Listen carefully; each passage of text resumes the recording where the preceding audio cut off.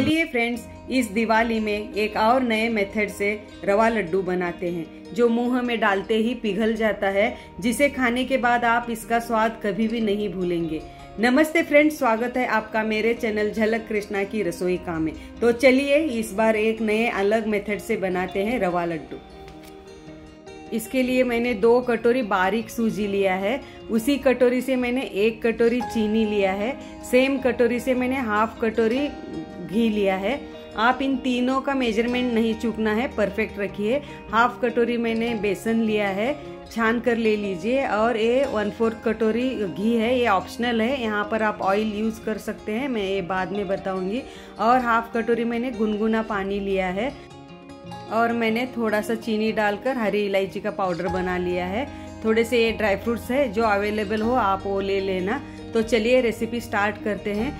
सूजी को मैं एक अलग बर्तन में ट्रांसफ़र कर रही हूँ। जो ऑप्शनल कहा था वो घी में मेल्ट करके यहाँ पर यूज़ कर रही हूँ। आप चाहे तो ऑयल ले सकते हैं, ऑयल से भी उतने ही स्वादिष्ट लड्डू बनते हैं। यहाँ पर मैंने 4 टेबलस्पून या 1/4 कटोरी घी लिया है। घी और सूजी को अच्छी तरह से मिक्स कीजिए। 5 मिनट्स तक इसे अच्छी तरह से इस तरह से एक बॉन्डिंग आ जाना चाहिए, उस तरह से मिक्स कीजिए।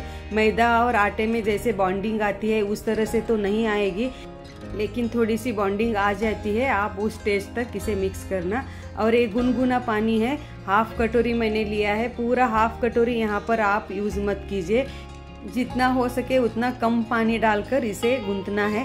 इसे गूंथना नहीं है आटे के जैसे, सिर्फ थोड़ा थोड़ा पानी डालकर सिर्फ इसे एक लड्डू जैसे बनाना है, थिक। ये लड्डू बहुत ही टेस्टी बनते हैं फ्रेंड्स, मुंह में डालते ही घुल जाने वाले लड्डू है। मैंने लास्ट ईयर रवा बेसन लड्डू डाला है, ऊपर मैं आई बटन में दे रही हूँ और एंड स्क्रीन में भी मैं लगा दूंगी, आप ज़रूर देखना। और डिस्क्रिप्शन बॉक्स में भी मैं फर्स्ट लिंक वही दूंगी रवा बेसन लड्डू का, आप ज़रूर चेक करना। ये देखिए मैंने इसे गूंथ लिया है, इस तरह से ये थिक हो जाना चाहिए। और आगे के प्रोसेस के लिए मैंने कढ़ाई में ऑयल गरम करने के लिए रखा है।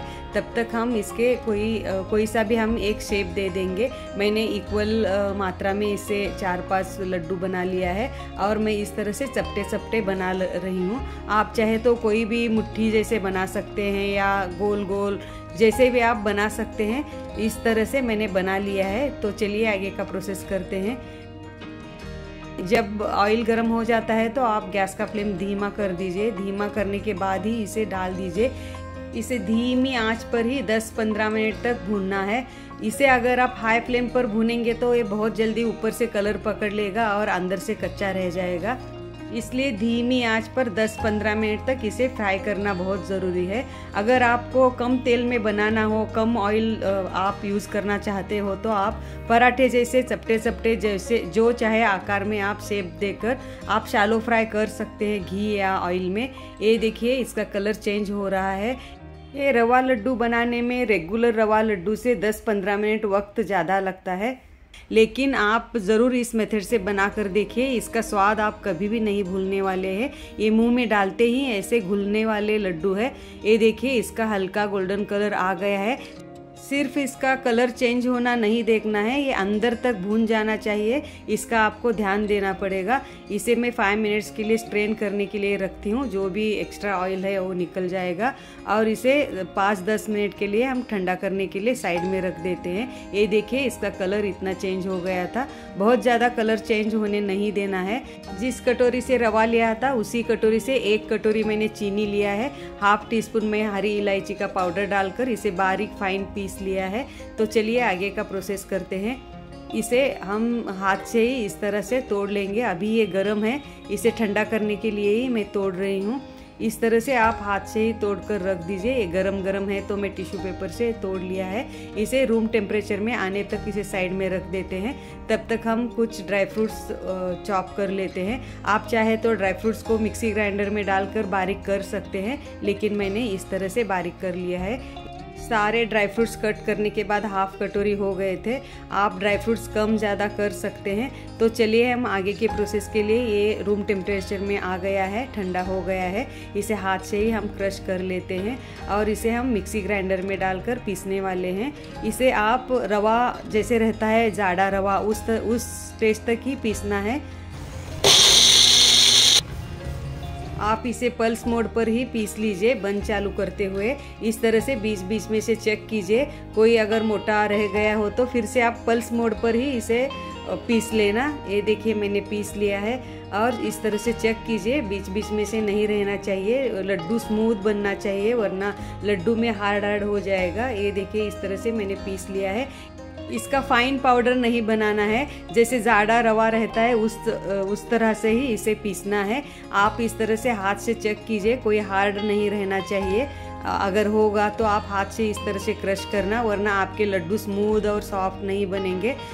और चीनी को हम छान लेंगे, चीनी को ज़रूर छान लेना, अगर इसमें कोई अक्खा शक्कर चीनी रह गया हो तो वो निकल जाता है। चीनी को छान लेने से लड्डू बहुत स्मूथ बनते हैं।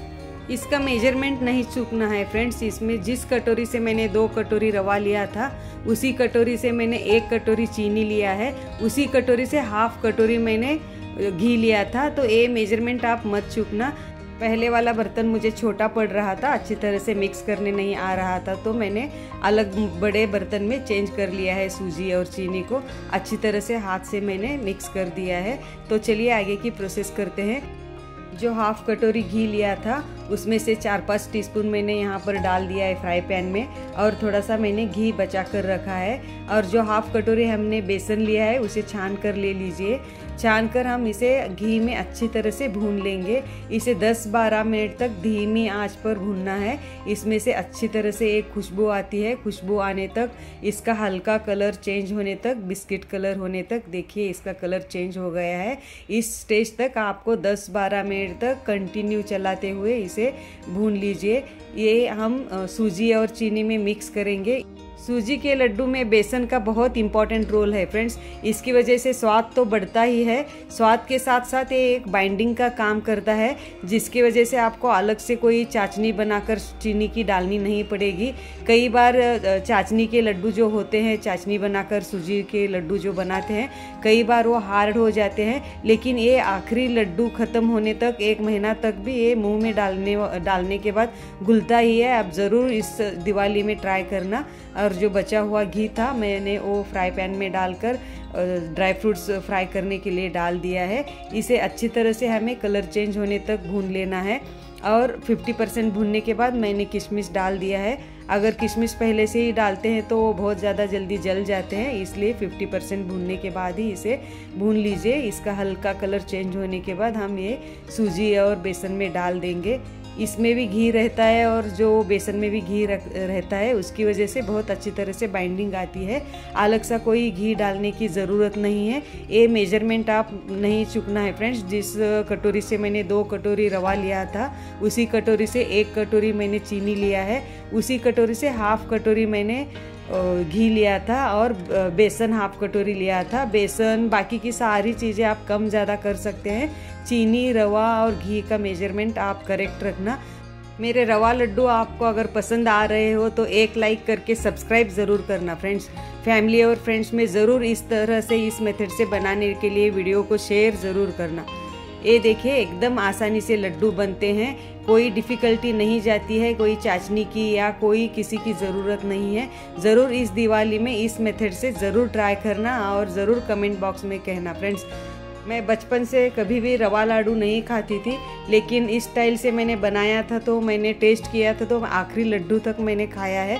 मेरे घर में खवा डालकर भी रवा लाडू बनाते हैं, फिर भी मैं कभी भी नहीं खाती थी। वो बाद में थोड़े हार्ड हो जाते थे, लेकिन ये आखिरी लड्डू तक हार्ड नहीं हुआ था, ऐसे ही स्मूथ और सॉफ्ट था, मुंह में डालते ही घुल जाता था। आप ज़रूर इस मेथड से ट्राई करना फ्रेंड्स।